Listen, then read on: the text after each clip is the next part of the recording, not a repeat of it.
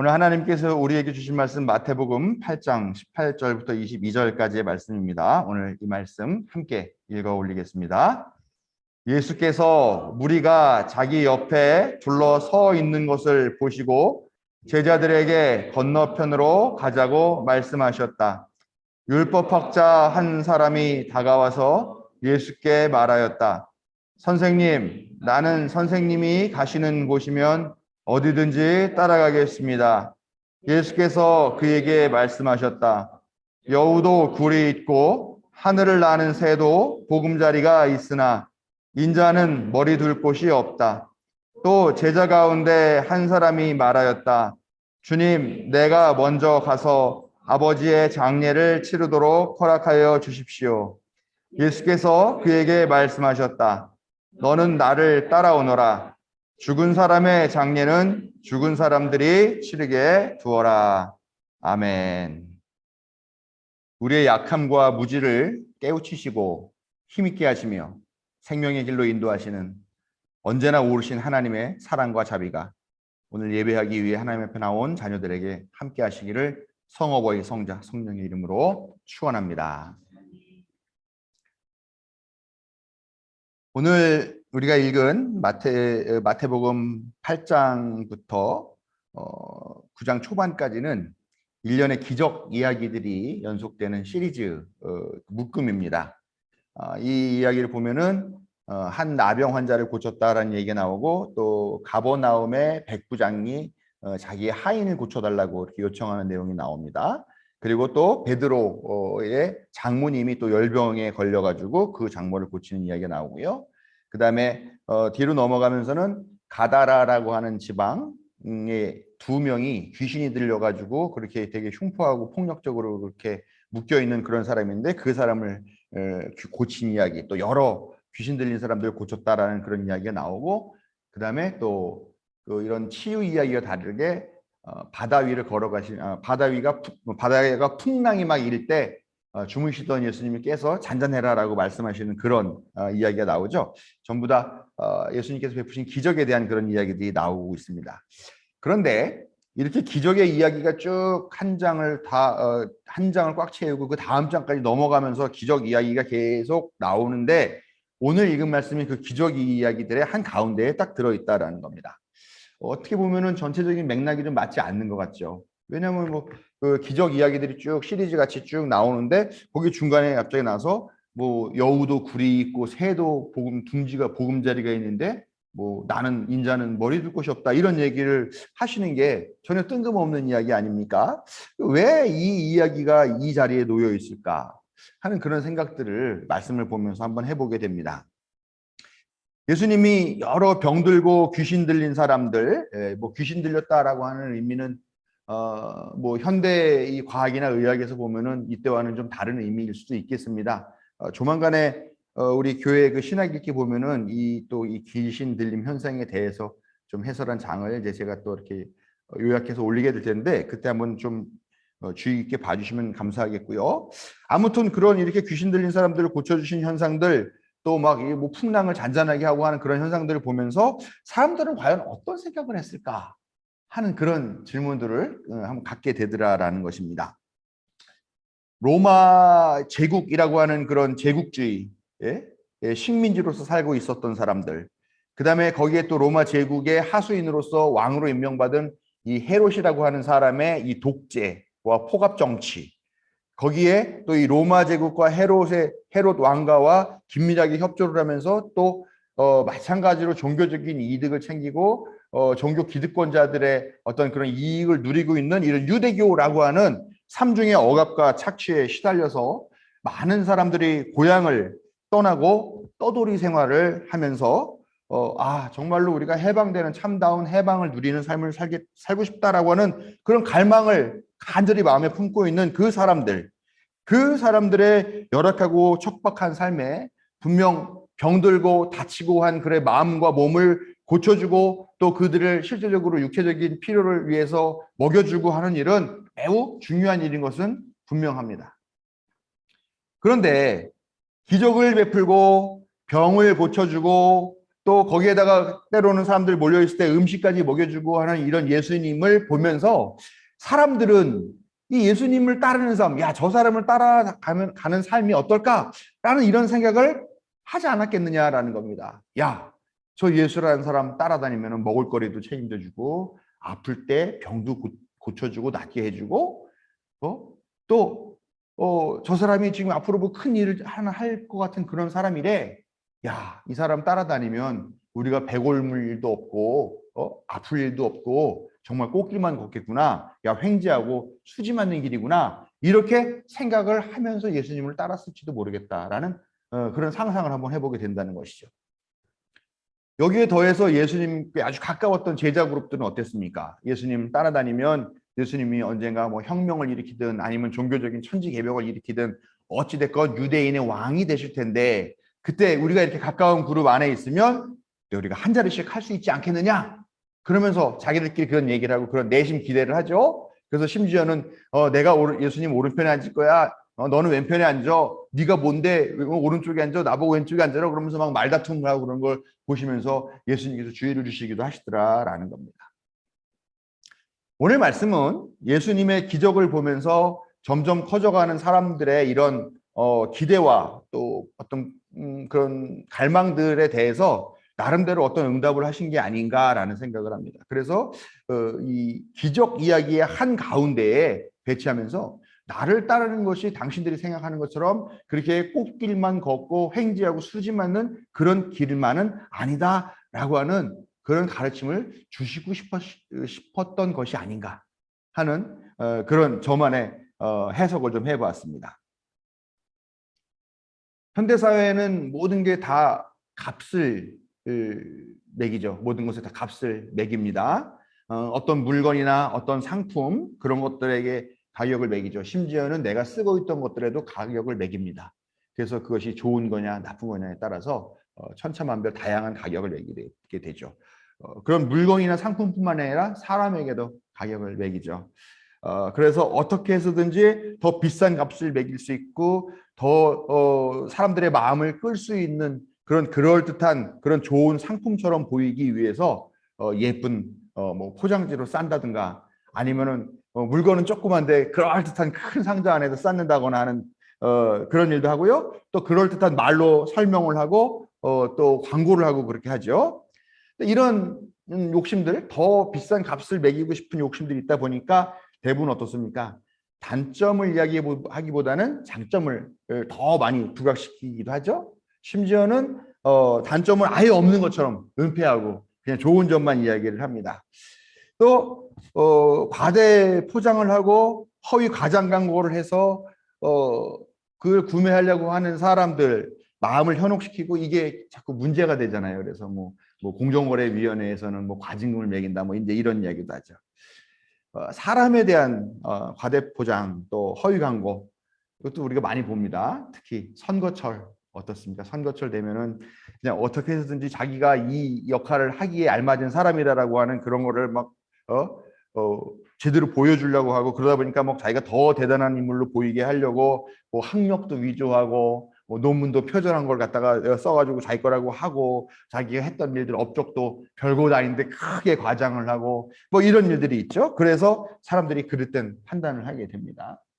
근데 뭐 항상 그런 과장 광고 때문에 우리가 잘못된 사람들을 선택하는 것 같지는 않아요. 이번 선거를 대통령 선거를 보면은 이번 대통령 된 사람은 뭐 딱 봐도 별로 시원치 않고 그렇다고 그럴듯하게 포장도 잘 못하고 광고도 잘 못했던 것 같은데 그런 사람이 선택이 됐죠. 예. 그래서 참 상품을 제대로 구별할 줄 모르는 사람에게도 책임이 있다. 그런 생각을 한번 해봅니다. 아무튼 우리가 별로 좋지도 않은 상품을 그렇게 선택을 하는 바람에 지금 기가 막힌 일들이 많이 벌어지고 있는데요. 아무튼 네, 그렇습니다.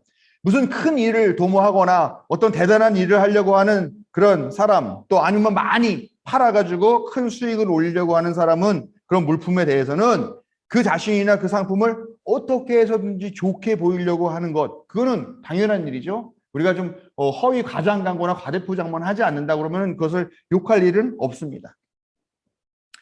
그렇다면 나를 따르는 사람, 나를 선택하고 나를 대통령 뽑고 나를 뭐 해주는 사람은 큰 부자가 될 거고 영화를 누리게 될 거고 삶이 행복하게 될 거고 또 권력도 받게 될 거고 사람들의 존경도 받게 될 것이고 뭐 이렇게 얘기를 하고 이 물건을 사면 여러분이 아주 그냥 건강하고 잔병도 걸리지 않고 덕분에 가족도 화목해지고 많은 사람들이 부러워하는 그런 삶을 살게 될 것이다 라고 그렇게 이야기하는 것이 현대사회의 마케팅의 가장 기본적인 전략이라는 겁니다.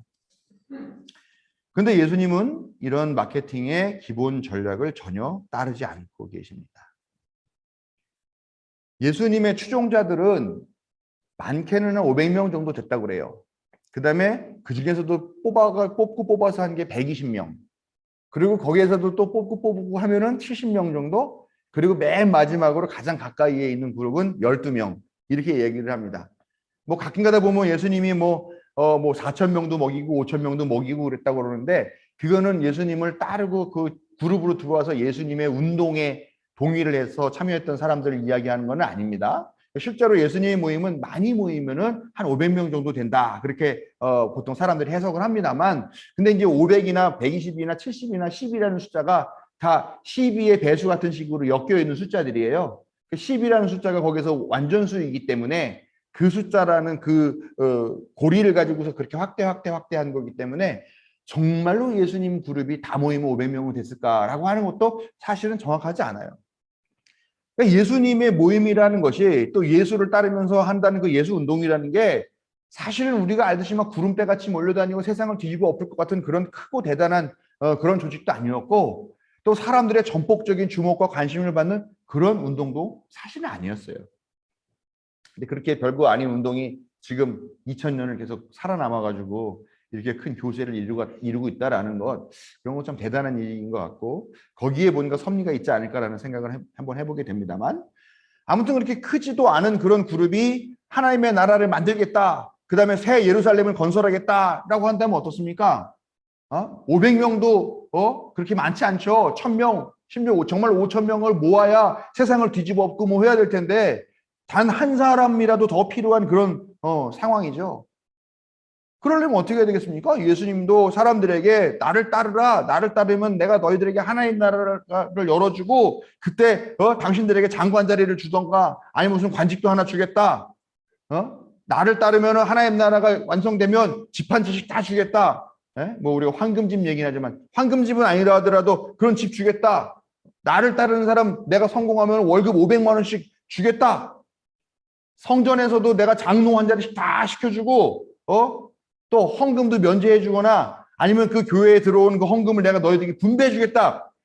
이런 약속을 해도 한 사람이 붙을까 말까 한 상황인데 예수님은 전혀 그렇게 하지 않으시더라라는 겁니다. 오히려 오늘 읽은 말씀처럼 얘기를 하시는 거죠. 우리가 보통 3D 업종 그렇게 얘기를 하죠. 힘들고 더럽고 어렵고. 예수님을 따르는 길이 이 3D 업종이랑 크게 다른 것 같지가 않아요. 보세요. 여우도 굴이 있어요. 새도 보금자리가 있습니다. 둥지가 있죠. 그러나 여러분 여우가 들어가서 사는 굴이 또 새가 거기다 알을 품고 산다는 그 둥지가 푹신푹신하고 편안한 그런 안락한 쉼터는 아니지 않습니까? 근데 그것마저도 없다라는 거예요. 그것마저도 없어. 푹신푹신한 침대 아니면 그냥 저 새 둥지처럼 볏집이라도 깔고 있는 그런 자리 그런 것도 없어. 심지어는 머리 누일 곳도 없다라고 이야기를 하신다는 거죠. 근데 거기서 끝이 아니죠. 예수님은 이후에 계속해서 제자들에게 말씀하시죠. 나는 이제 곧 죽어. 나 이제 두들겨 맞고 고문당하고 온갖 모욕당하고 그러다 십자가에 달려서 죽어. 물론 부활하기는 해. 그러나 난 죽어. 이 얘기를 계속 제자들에게 하시더라라는 겁니다. 마태복음 7장 13절 보면은 이렇게 얘기를 하세요. 예수님이 뭐라고 말씀하시냐? 좁은 문으로 들어가라. 아니 큰 대문으로 들어가야 큰 대문이 넓은 땅을 가진 그런 대저택을 의미하는 것 아니겠습니까? 예? 그리고 주인이니까 큰 문으로 들어가는 건데 좁은 문은 어떻습니까? 하인이나 종들이 들어가는 옆에 있는 좁은 말하는 거 아닙니까? 그런 데로 가라. 여러분 이쯤 되면 사실 사람들도 다 등 돌리고 예수님 떠나는 게 맞지 않겠습니까? 예수님께서 이렇게까지 말씀하셨는데 끝까지 남아있던 사람들은 어떤 사람일까? 지금 생각해 보면 좀 궁금해요. 아마 머리가 되게 나쁜 사람, 말귀를 못 알아듣는 사람, 예수님께서 하신 말씀을 한 귀로 듣고 한 귀로 흘린 사람, 예수님의 말씀을 진짜로 믿지 않는 사람, 쓸데없는 오기로 가득 차 있는 그런 사람이 아닐까 하는 생각을 한다라는 것이죠. 어쩌면 우리들의 모습도 그럴 수도 있겠습니다. 아무튼 예수님은 사람 모으기는 포기하신 거나 다름없죠. 근데 분명히 한 가지, 예수님은 솔직하셨다라는 겁니다. 거짓말하지 않았고 허위 광고하지 않고 과장 광고하지 않으셨다라는 겁니다.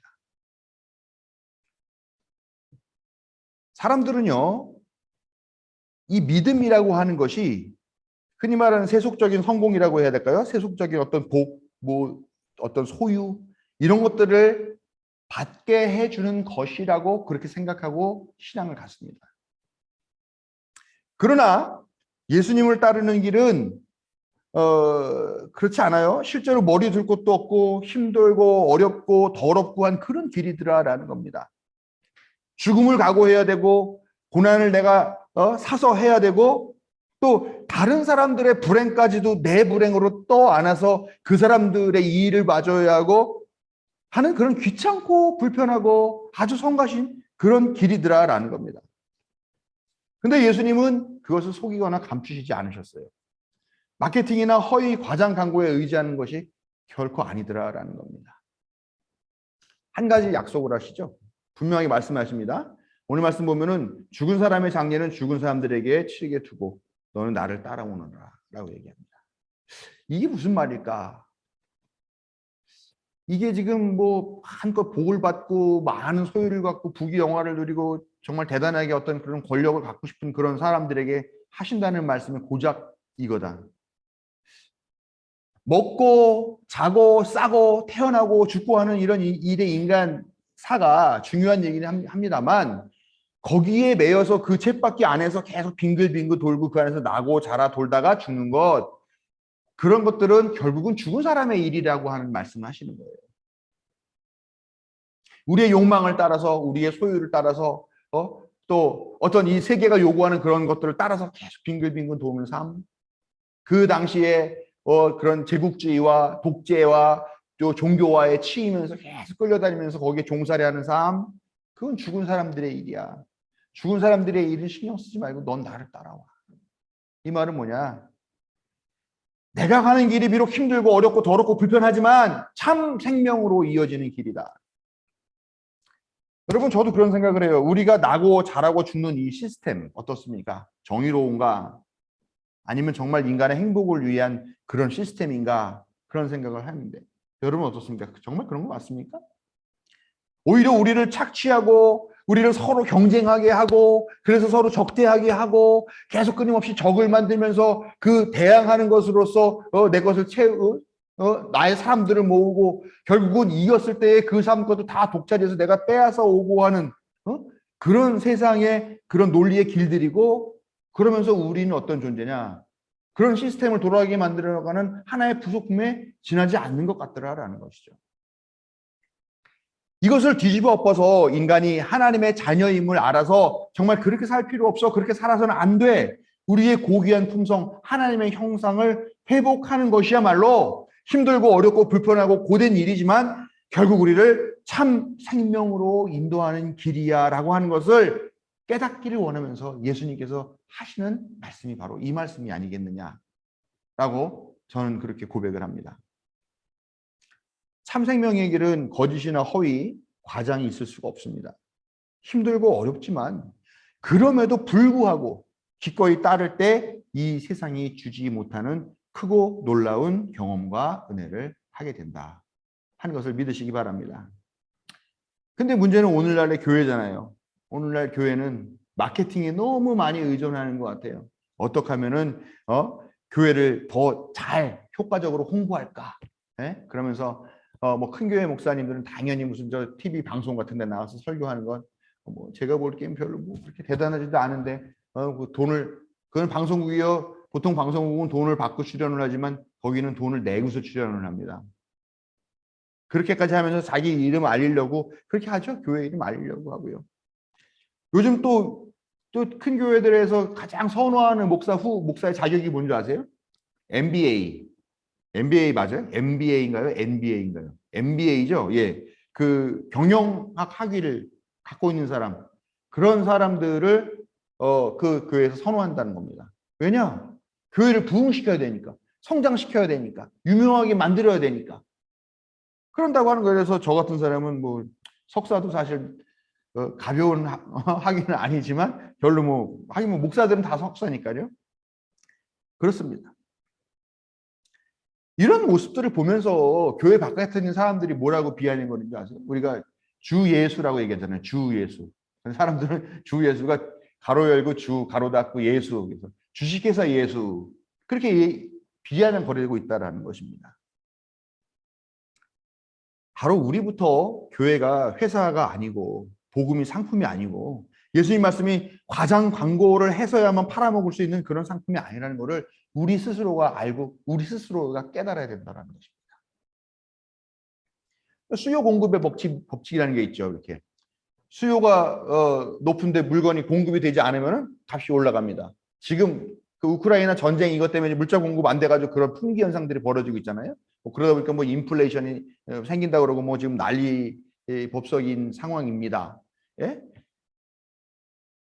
공급이 많으면 가치가 하락해요. 다이아몬드가 비싼 거는 전 세계에서 그게 별로 많지 않기 때문이라는 것이죠. 그럼 사실 그까짓 거 뭐 탄소 돌이죠. 그거를 공업용으로 써가지고 막 유리도 자르고 할 때는 그게 진정한 가치가 있지 사실은. 근데 그 별로 희소하다는 것 때문에 그런다는 거죠. 근데 한번 그런 생각을 해봅니다. 사람들이 다 넓은 문으로 갑니다. 넓은 길로 가요. 야, 여기가 편하겠다. 여기가 좋다. 여기가 넓고, 그럴듯해 보이고, 괜찮겠다. 다 글로 갑니다. 그 다 그렇게 간다는 말은 뭡니까? 공급이 많아요. 공급이 많아.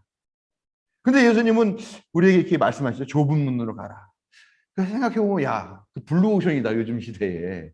예? 좁은 문 아무도 가려고 하지 않고, 아무도 관심도 갖지 않고, 그런데 이것으로 간다고 하면은 오히려 지금 더 귀하고 가치 있는 큰 가치를 발견할 수 있는 그런 시대가 아닐까라는 생각도 제가 약간 자본주의 살면서 살짝 생각을 해봤습니다.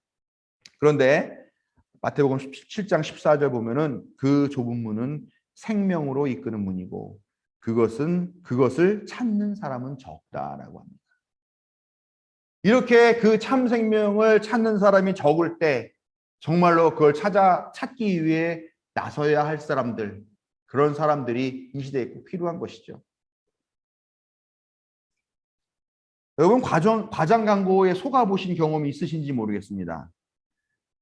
저는 뭐 속아본 적은 없어요. 원래 워낙 검소하게 소비를 하는 사람이다 보니까 별로 안 믿으시는 것 같긴 한데 예. 근데 과장 광고의 끝이 뭡니까? 만약에 내가 과장 광고에 속았다, 정말 좋은 건 줄 알고 샀다 그랬는데 이게 영 허접한 거다. 그럼 여러분 어떡합니까?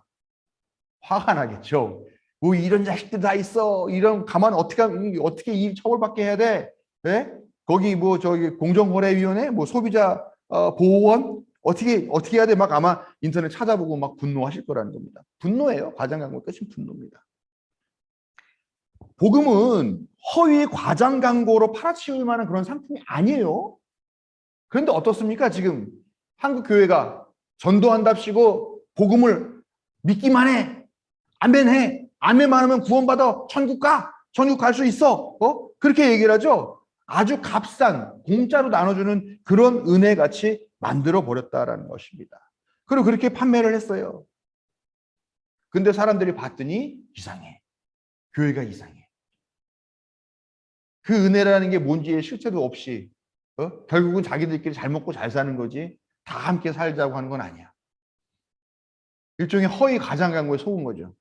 어떻습니까? 젊은 사람들 다 교회에 등 돌리고 떠나가지 않습니까? 지금 많은 사람들이 이 교회에 실망해서 그냥 믿기만 하면 된다고 하는 그 복음, 그 은혜, 그거에 덥석 받았지만 사실 너무 허접한 것이나 다름없다는 생각을 하면서 교회를 등지고 떠나더라라는 겁니다. 힘들고 어렵지만 하나님 나라를 위해서 헌신하겠다는 사람들의 그 자발적 선택만이 세상을 바꾸는 힘이 됩니다. 비록 힘들지만 우리는 참 생명의 길을 가고 있다라고 하는 확신을 가져야 합니다. 그리고 우리 스스로가 이 복음을 너무 값싼 은혜, 공짜 은혜로 생각해서는 안 됩니다. 그렇게 사람들에게 얘기해서도 안 됩니다. 힘들고 어려운 길인 거 알죠? 맞아요? 그럼에도 불구하고 이 길이 나 자신과 우리 세상을 바꿀 수 있는 힘이 되는 길이라고 하는 그 확신들을 우리가 갖고 나간다면 오늘 우리를 힘들게 하고 어렵게 하는 그런 모든 것들 앞에서도 우리가 힘을 내고 용기를 내면서 예수님의 길을 따라갈 수 있으리라고 믿습니다.